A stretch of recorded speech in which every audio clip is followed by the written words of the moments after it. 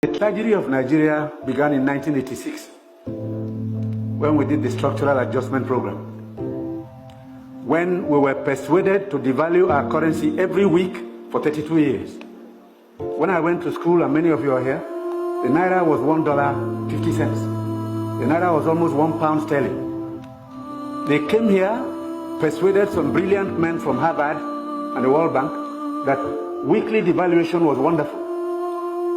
32 years of devaluing your currency until we hit 527. And they were still telling us that the Naira was still overvalued.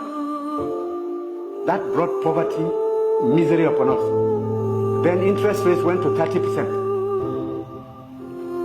So nobody could build a factory, start a farm, produce anything or create jobs.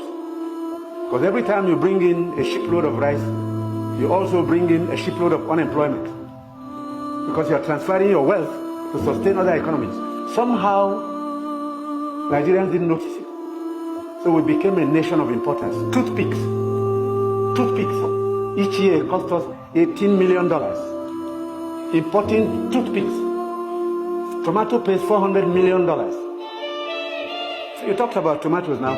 One basket in town now is less than 2,000 naira. The farmers are losing money because the processors don't have enough funds to set up factories. You are going to do tomato paste with food-grade stainless steel. You can't just use anything because you'll be putting poison in people's stomachs. 2 factories have started off. I believe by the middle of next year, we can comfortably tell importers of tomato paste to stop. But when you do, you make enemies. Even the rice we're trying to reduce, we have enemies, heavy enemies, people who can kill if they have a chance, because you're spoiling their business. And let nobody take it lightly. These guys have seized this country's economy, they've taken us hostage, and they have no intention of giving up, because this is a huge market, a very sweet market, and they have taken control. This regime is unpopular in part because it is trying to cut down imports and transfer the wealth to our rural people. And I'm saying it because I have been in this business for 41 years and I can tell you some history. Abdullah Adamu is here. Import, milk, sugar, toothpicks, toothpaste, handkerchiefs, pencils, we don't make. To cure Nigerians of that malady will take a while. It will take a strong government.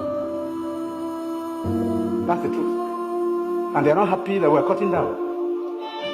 When we cut down, they lose money there. So you see all sorts of publications. We're telling lies. We're not growing rice. We're trying to demoralize the local farmers and make sure that the economy fails. That's the story of imports. Now, I read a story recently in the newspapers. The French ambassador, the champagne ambassador in Nigeria, gave an article to The Guardian. He said Nigerians love life.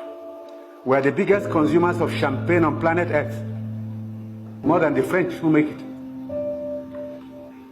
There are parties you attend in some places where they only drink champagne. Of course, the individual is free to spend his money, but his money comes from Nigeria's commonwealth. So on imports, it will take a while for us to get used to local goods and accept that we should consume what we produce and produce what we want to consume. I take your point. We have to take 10 measures to cut down on imports because these young boys and girls who have no jobs today are not going to allow us to carry on enjoying life at their expense. They need jobs. They need jobs. They are children. They've graduated, they've come back home to begin a second childhood because there's no factory to employ them. And the ministries can't take any more. But somebody is making sure you fail when you want to produce at home.